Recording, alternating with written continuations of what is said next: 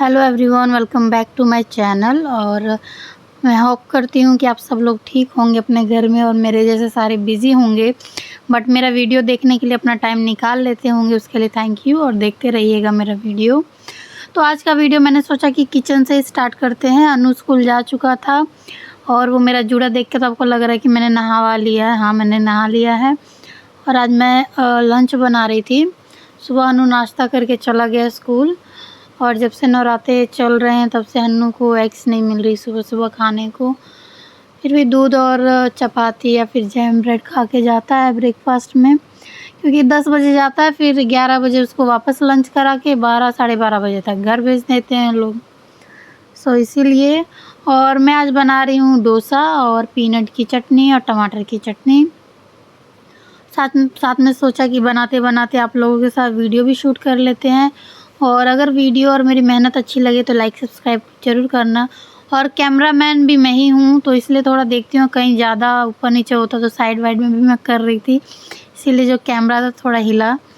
और इसमें मैंने एक तरफ डोसा भी बना रही हूँ, दूसरी तरफ चटनी की भी तैयारी कर रही हूँ, क्योंकि हन्नू के आने से पहले ये सब तैयार भी हो जाए और थोड़ा किचन भी मैं अपना साफ़ कर लूँ। आज मेरा नाइट शिफ्ट है, पहला डे है आज मेरा। और आज तो मैंने पूरा दिन ट्राई किया सोने का, लेकिन मुझे नींद ही नहीं आई। और दूसरे दिन देखना सुबह मुझे नींद आएगी इतनी कि काम भी नहीं हो पाएगा मेरा। बट देखते हैं, 4 दिन नाइट है, फिर लास्ट में है, देखते हैं क्या होता है। देखना क्या, ऐसे ही मैं मैनेज ही करती हूँ। तो ये रही चटनी के लिए थोड़ा सा पानी, और मैं फ्रिज का यूज़ कर रही हूँ, क्योंकि जो चटनी पीनट जो है वो थोड़ी गर्म थी और उसको ठंडा ठंडा करके कब तक वेट करूँगी, इसलिए मैंने पानी जो डालना ही था उसमें तो मैंने ठंडा पानी डाल दिया। और मेरी चटनी हो गई तैयार। और इधर मेरा डोसा बन रहा है। आज का तो यही है लंच। हाय, मैं कितनी मोटी हो गई हूँ। और साथ में लंच बन रहा है, वीडियो भी बन रहा है। लास्ट मैंने वीडियो डाली थी कल, अगर उसको आप लोगों ने नहीं देखा तो प्लीज़ जाकर के देखें। और आप लोग वीडियो देखते हो तो कमेंट भी नहीं करते, कहाँ से देख रहे हो, कैसी लग रही है वीडियो, कमेंट भी कर दिया करो प्लीज़। तो अब तो फेस्टिवल स्टार्ट होने वाले हैं और मेरा गरबा देखने का इतना मन था ना कि क्या बताऊँ। नाइट से पहले मुझे चांस भी था कि हाँ मैं जाके आराम से देख के आ जाऊँ, लेकिन मैं नहीं जा पाई। अब देखते हैं नाइट ख़त्म होने के बाद मैं जा पाती हूँ कि नहीं। और यहाँ पे हर एक गली में मतलब अपनी कैपेसिटी के हिसाब से, अपने बजट के हिसाब से देवी माँ की मूर्ति सबने बैठा रखा है और इतना अच्छा डेकोरेशन होता है। और यहाँ पे क्या है ना कि जो गरबा यहाँ पे मतलब जहाँ भी होता होगा, मेनली तो यहीं पे होता है, गुजरात, सूरत, वडोदरा। तो वहाँ पे क्या है कि रात को गरबा स्टार्ट होता है 9 बजे आरती, और 10 बजे से लोग स्टार्ट करते हैं। यहाँ पे कई छोटे पंडाल भी हैं और बड़े पंडाल भी हैं। पिछले साल मैं गई थी तो उसमें 100 रुपये पर पर्सन का टिकट लगा था, तो अच्छा था वहाँ पे। लेकिन हन्नू इतनी मस्ती कर रहा था कि मुझे बीच में से लौट के ही आना पड़ा, मतलब उठ के। तो मज़ा तो आ रहा था बट मैं अच्छे से देख नहीं पाई। इस बार देखते मैं जा पाती हूँ कि नहीं। ये है मेरी पीनट की चटनी जो कि तैयार हो गई है। और अगर चटनी थोड़ी गाढ़ी भी हो जाए तो हम बाद में ऊपर नीचे पानी डाल के कर सकते हैं। ऊपर नीचे मतलब पतला गाढ़ा अपने हिसाब से जितना जैसा भी चाहिए। और मैं वेस्टेज तो बिल्कुल नहीं करती। हम देख सकते हो उसका कवर भी मैंने धो के डाल दिया उसमें, धो के मतलब धुला ही था। तो ये हो गई मेरी पीनट की चटनी। वैसे तो अनु को पसंद नहीं, और मैं अपने हस्बैंड को बहुत मिस कर रही थी, उनको बहुत पसंद आई थी लास्ट टाइम। तो नहीं है, फिर भी मुझे बनानी पड़ी, क्योंकि मेरे दोस्त लोग जो हैं उनको भी, मेरी एक एमओ है तो उनको पसंद था। उन्होंने बोला कब बनाओगे, लेकिन हॉस्पिटल में इतने सारे पेशेंट हैं, प्लस सारे मलेरिया वलेरिया, टाइम भी नहीं मिलता, तो कहाँ से डोसा बनाऊँगी। तो इस बार तो 2 दिन की छुट्टी थी तो मैंने सब भिगो के रखा था। हेयर केयर, फिर बॉडी केयर, स्किन केयर सब हो गया आज तो। और ये है मेरी दूसरी चटनी, टमाटर की चटनी। घर में करी लीव नहीं थी तो मैंने सोचा हन्नू को लेने जाऊंगी, और रास्ते में एक है मतलब पेड़ है किसी के घर के पास, तो वहाँ से करी लीव भी लेके आऊँगी। लेकिन जब मैं गई ना तो बगल में इतनी झाड़ियाँ थी, समझ में नहीं आता करी लीव कौन सी है। फिर पत्ते को तोड़ा और उसको अपनी उंगली पे से क्रश करके फिर उसको स्मेल किया, तो कड़ी पत्ते जैसा लग रहा था। फिर मैंने उसको लिया और कड़ी पत्ता ही था, जैसा लग नहीं रहा था। लेकिन एक बार श्योर होना चाहिए ना, ढेर सारे सेम टू सेम एक ही पेड़ को पता नहीं कितने पेड़ लपेट के ऐसे मतलब थे वहाँ अगल-बगल, तो इसलिए मुझे ऐसा देखना पड़ा। और आगे वीडियो में भी है, कमेंट करके बताना कि वो करी पत्ता ही था कि कुछ और पत्ता मैं उठा के लाई थी। खैर मेरी हो गई है टमाटर की चटनी भी रेडी और डोसा अभी बन ही गया है जितना हमें चाहिए उतना। बाकी का बैटर मैं रख दूँगी फ्रिज में, जो अगले दिन भी ब्रेकफ़ास्ट में काम आ सकती है और काम आती ही है, क्योंकि सबको कुछ और चाहिए, लेकिन इंस्टेंट एनर्जी और भूख मिटाने के लिए मेरे लिए तो यही है, डोसा बना लो मस्त और चटनी। तो कैसा रहा मेरा साउथ इंडियन स्टाइल का डोसा, कमेंट में ज़रूर बताना। दिख तो रहा नहीं है क्योंकि अब दूर से ही दिख रहा है वो डोसा। और मेरा डोसा-वोसा रेडी हो गया है और मैं जा रही हूँ, जा क्या रही हूँ, आपको दिख रहा है कि मैं सोच रही किचन भी साफ़ कर दूँ। और डोसा के साथ मेरा बेटा डोसा कम ही खाता है, वो मूडी है बहुत, कभी खाता है कभी नहीं खाता। कई बार तो डोसा में जैम लगा के फिर मुझे उसे खिलाना पड़ता है। तो आज मैंने सोचा उसके लिए सोयाबीन वाले राइस बना दूँगी। सोयाबीन मतलब प्लेन सोयाबीन और ज़ीरे का तड़का और वो जो सूखे-सूखे पत्ते होते हैं ना, करी पत्ते जैसे सूखे व तेज पत्ता डाल के, और इसमें तो आप अपने हिसाब से कोई भी खड़ा मसाला डाल सकते हो, लेकिन काली मिर्च और लौंग जब डालती तो अन्नू के दाँत के नीचे जब आता तो रोने लगता है, ये इसमें क्या डाला है आपने, बहुत नौटंकी करता है। इसलिए उसके लिए प्लेन सिंपल 2-3 हरी मिर्ची, ज़ीरा का तड़का और तेज पत्ता, सोयाबीन और राइस, बासमती राइस डाल के मैं बना देती हूँ। लेकिन मैंने सोचा पहले इसको डोसा खिलाऊँगी, अगर खा लिया तो ठीक है, नहीं खाएगा तो 1 विज़ल लगती है बना दूँगी। लेकिन नहीं, उसने डोसा खाया और चटनी के साथ तो नहीं खाया, लेकिन जैम लगा के उसने खाया डोसा, तो मुझे बनाने की ज़रूरत नहीं पड़ी थी। और यहाँ हो गया मेरा किचन साफ़। और ये रहा सोयाबीन, मैंने पहले ही गर्म पानी में भिगो के रख दिया था कि अगर वो रोएगा या फिर नहीं खाएगा तो 1 विज़ल में रेडी कर दूँगी। किचन हो गया है मेरा साफ़, जैसे कि आप देख रहे हो। और फिर मैं जा रही हूँ हन्नू को अभी लेने। तो अभी मैं जा रही हूँ तैयार होने मतलब बालों में टॉवल लगा उसको निकाला और सिंदूर लगाया मैंने। और उसके बाद लगाऊंगी मैं सनस्क्रीन, जो कि धूप के लिए बहुत ज़्यादा ज़रूरी है। सनस्क्रीन लगाने के बावजूद आजकल अभी तो मेरे नाइट स्टार्ट है, तो आँखों के नीचे डार्क सर्कल तो होने ही हैं। और कई बार तो हॉस्पिटल में ऐसा होता है कि रेगुलर जो पेशेंट होते हैं ना, उनके आने का पहले पता चल जाता है, तो हमें तो डर लगने लगता है।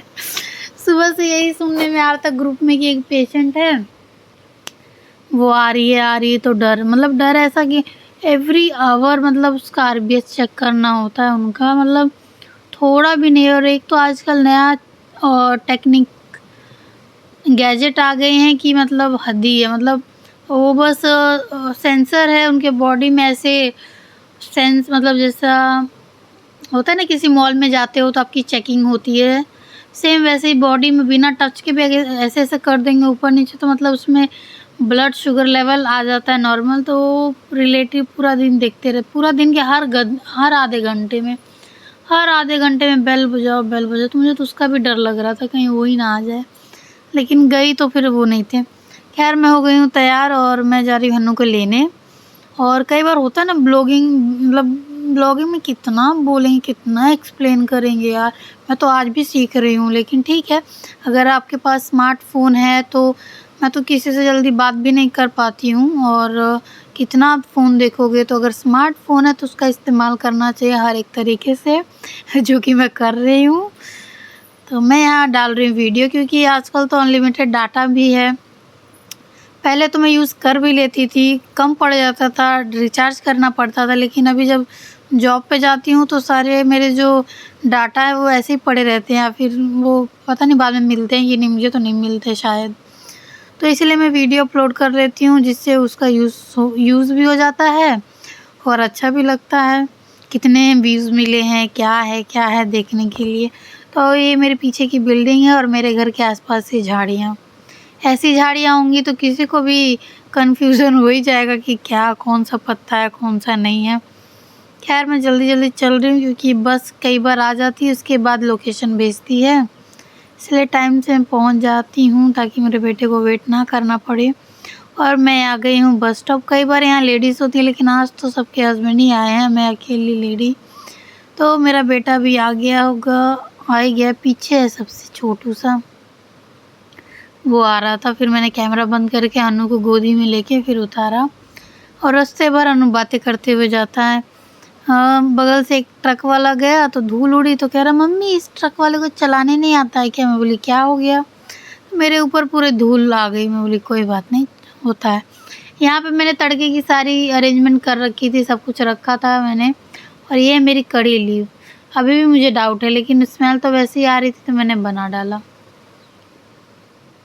और इतना मतलब ऊपर ऊपर था, मुझे तो पहले समझ में नहीं आ रहा था और जितना हाथ गया तो मुझे उतना ही मिला और मैं उतना ही लेके आ गई। और ये हन्नू की नौटंकी। और हम यहाँ पे अपना कर रहे हैं लंच। लंच करने के बाद मैं थोड़ा ट्राई की सोने का, नींद नहीं आया। फिर मैंने सोचा चलो थोड़ी सी शॉर्ट्स बना लेते हैं। शॉर्ट्स बनाने के बाद 6 बजे मैं आ गई किचन में और जो मैंने सोयाबीन भिगो के रखे थे मैंने उसी के चावल बना लिए और चटनी थी और साथ में मैंने रायता बनाया था, बीट रूट का दही रायता बनाया था, जो कि हेल्थ के लिए भी अच्छा है। कई बार मैं इतनी हेल्दी खाती हूँ और कई बार जब भूख लगती है तो जंक भी खाती हूँ, तो इससे मेरा वेट तो घटता तो है नहीं, मुझे लगता है डबल पे ज़रूर जाता है। और हॉस्पिटल में इतना चलते हैं यार, फिर घर आके एक्सरसाइज करने का मन भी नहीं करता है। तो मैंने ऐसे ही छोड़ा, थोड़ा बहुत खाने में कटौती करूँगी और देखते हैं वज़न घटता है कि नहीं घटता है 1 मंथ का टाइम, क्योंकि रेगुलर तो मैं ना ही डाइट कर पाती हूँ या फिर ना ही मैं एक्सरसाइज कर पाती हूँ, इसलिए मैंने खुद को 1 महीना दिया है।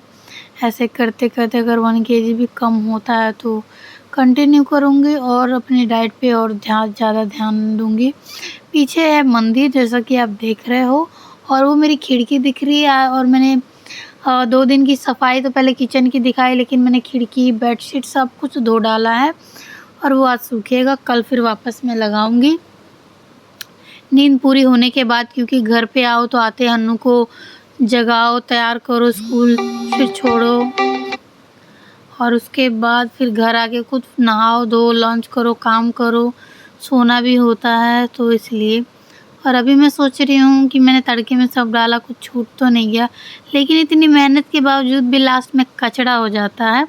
वो कचड़ा कैसे होता है, क्योंकि या तो आपने देखा अभी मैंने थोड़ा सा ऑयल ज़्यादा कर दिया, तो ऑयल की वजह से तो नहीं होता है, लेकिन मैंने जैसे वो बासमती राइस था, विज़ल लगा तो मैंने उसके जो गैस वो निकाली नहीं, मैंने ऐसे ही छोड़ दी और कपड़े प्रेस करने में मैं बिजी थी, जिस वजह से चावल जो था थोड़ा गीला हो गया, नहीं तो सूखा बनता तो बहुत यम्मी लगता है।